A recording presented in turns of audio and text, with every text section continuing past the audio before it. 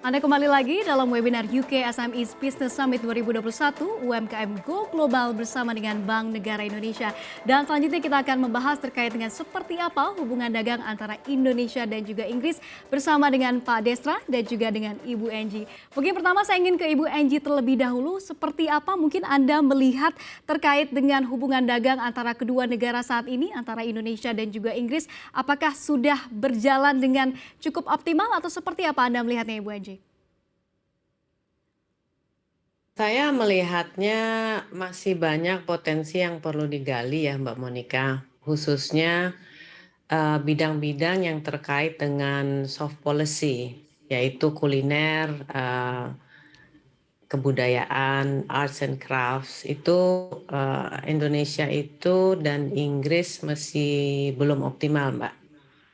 Jadi kalau pengalaman saya di UK ini dan teman-teman yang sering berkecimpung dengan grassroots, karena kami ini adalah ada yang pengusaha restoran, ada yang pengusaha street food. Itu kami menyadari bahwa Indonesia itu belum banyak yang mengenal di Inggris gitu. Jadi paling banter mereka tanyanya, is Indonesia part of Bali?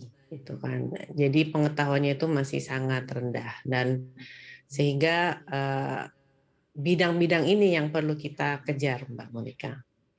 Itu pendapat saya. Baik, belum optimal ini artinya masih banyak sekali kesempatan atau opportunity yang masih bisa dieksplor Banyak, seperti itu ya Ibu Angie ya. Baik, nah mungkin selanjutnya banyak terkait dengan hal ini saya ingin menanyakan kepada Pak Desra seperti apa Anda melihat terkait dengan hubungan dagang dari Indonesia dan juga Inggris dan seperti apa juga nih peran dari KBRI London sendiri untuk semakin memajukan lagi atau meningkatkan lagi hubungan dagang ini.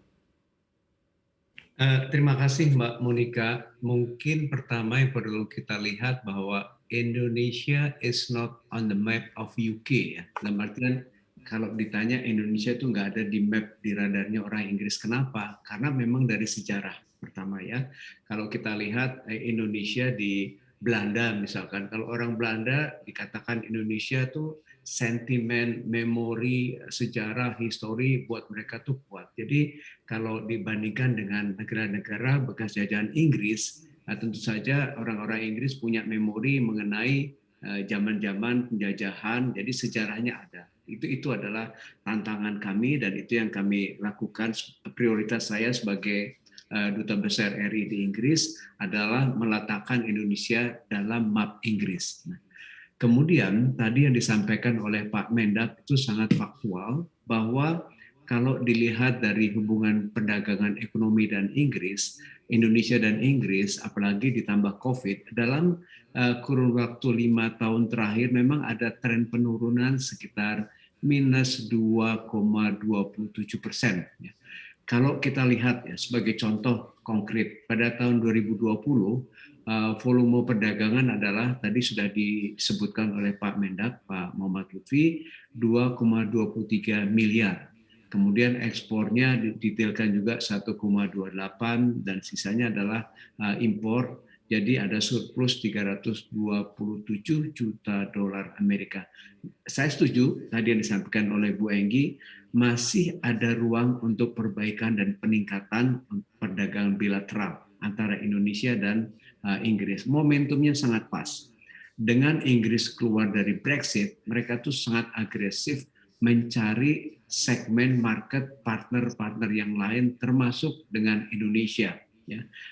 Dalam kaitan ini tentu saja disebutkan oleh Pak Mendak tadi ada Joint Trade Review, kemudian juga ada pembentukan Joint Economic Committee, itu dipimpin langsung oleh kedua Menteri Perdagangan. Nah, pertanyaannya tadi kembali lagi kepada pertanyaan Mbak Monica, peran KBRI apa? Mungkin setidaknya bisa saya sebutkan ada 5. Satu, menjadi fasilitator dan penghubung antara pemerintah Indonesia dan pemerintah Inggris, termasuk misalkan dalam proses diskusi Joint Trade Review dan nantinya pelaksanaan Joint Trade Economic and Trade Committee atau JETCO. Kedua, kami juga memberikan masukan kepada pusat dalam hal peluang dan hambatan perdagangan, Tentu saja tujuannya adalah dalam rangka meningkatkan perdagangan antar kedua negara. Karena pemerintah Inggris juga memiliki pandangan yang sama, potensinya itu masih besar, tapi faktanya masih kurang dan perlu dikejar. Yang ketiga, kami juga memberikan informasi peluang pasar kepada pelaku usaha di Indonesia, khususnya bagi UMKM melalui kegiatan market intelligence. Kami punya website, kami juga punya tim ekonomi yang solid di KBRI, ada tim dari Kementerian Investasi dan juga ada dari Kementerian Perdagangan. They are very strong. Mereka juga punya akses, mudah diakses. Silakan teman-teman UMKM kalau ada niat membuka bisnis, tidak hanya kami konekkan, kami hubungkan dengan UMKM Indonesia yang berada di Inggris, tapi teman-teman di KBRI pasti akan membantu. Dan beritahu saya, kalau KBRI tidak merespon, ya, pasti akan direspon. Yang keempat, engagement dengan stakeholders sektor perdagangan di Inggris, dan tujuannya juga untuk menjaga hubungan baik dan berdiskusi mencari solusi ataupun tantangan yang dihadapi di lapangan. Dan terakhir, terus melakukan promosi produk Indonesia termasuk UMKM agar lebih dikenal oleh konsumen Inggris. Tadi saya sangat suka itu dengan pernyataan dari Pak Henry mengenai e-commerce, ya. Ini juga sudah kita lakukan dan Bu Enggi juga sangat aktif untuk me-empower teman-teman UMKM agar terutama dikaitkan dengan situasi lockdown, situasi COVID, semua tuh sekarang jualannya kebanyakan melalui e-commerce. Itu jawaban saya, Mbak Monica. Terima kasih.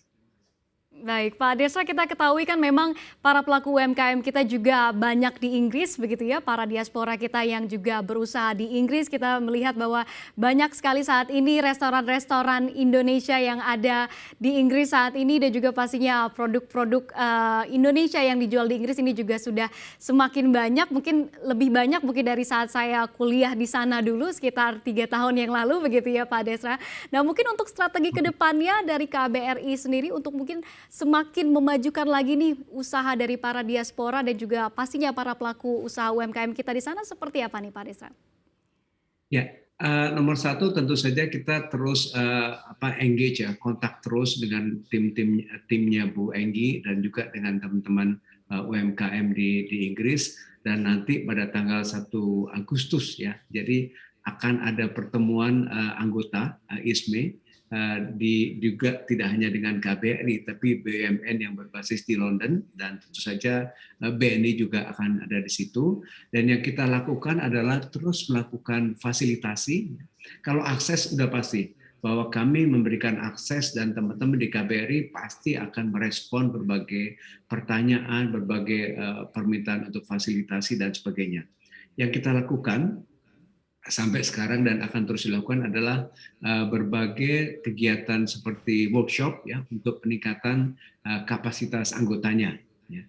Kemudian juga mewadahi berbagai kegiatan promosi baik yang sifatnya offline dan online. Nanti Bu Enggi mungkin bisa berbagi mengenai kegiatan yang akan kita lakukan di Bristol.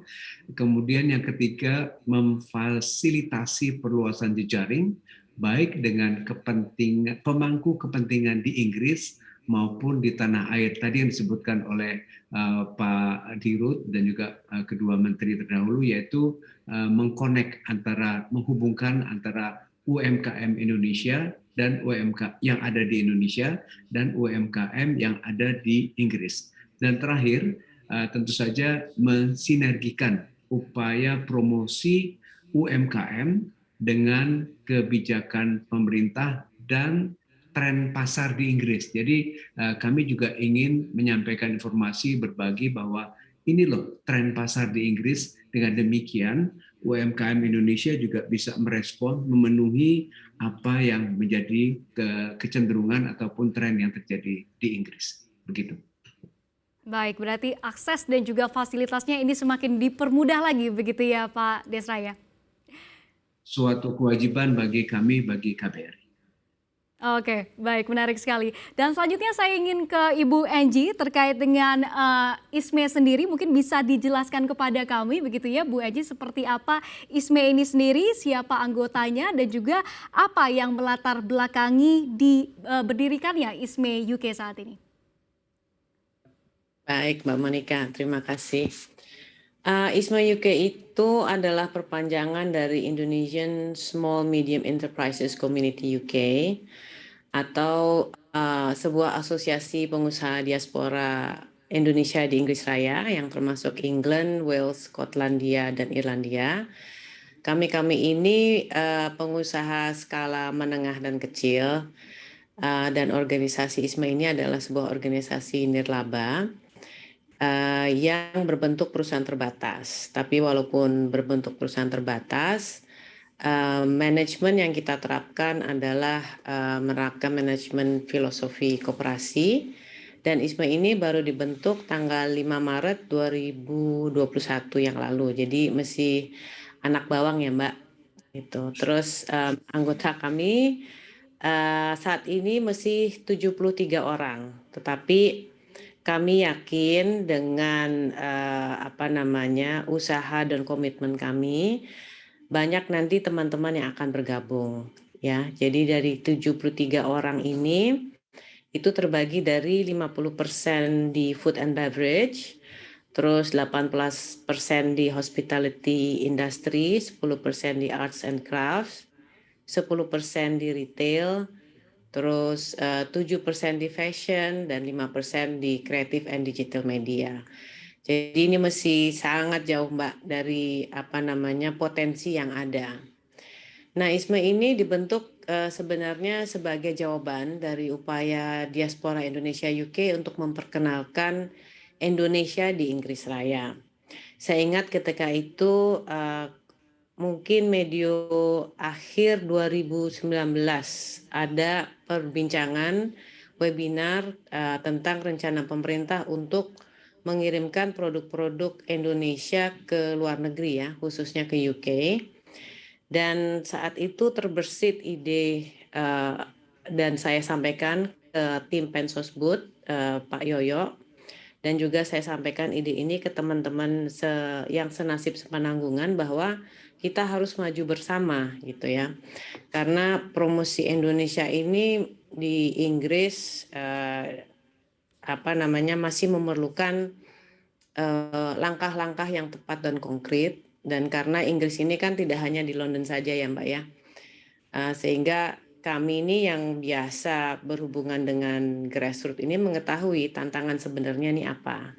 Pertama karena kami tidak Indonesia itu belum dikenal, produk-produknya itu belum familiar. Kita kalah jauh dibandingkan dengan negara-negara tetangga Indonesia. Jadi itulah yang melatar belakangi terbentuknya ISMA UK.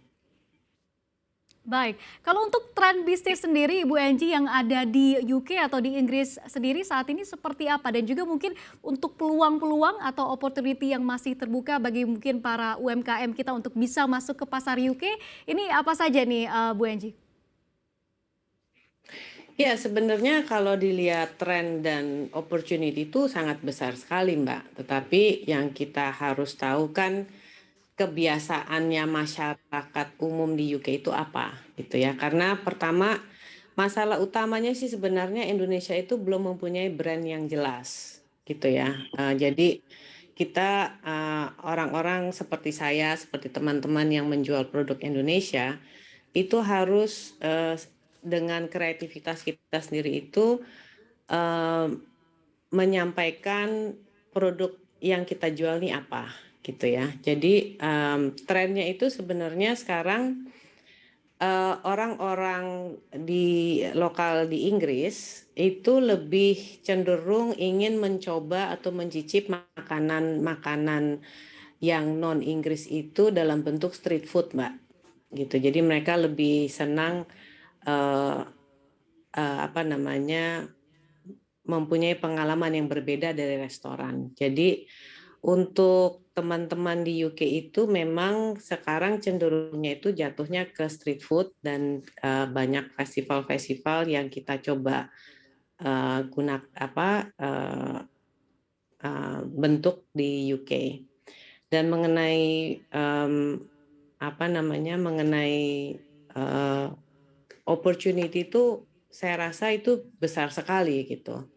Jadi contohnya misalnya kita ingin memperkenalkan makanan Indonesia yang tidak hanya rendang atau sate.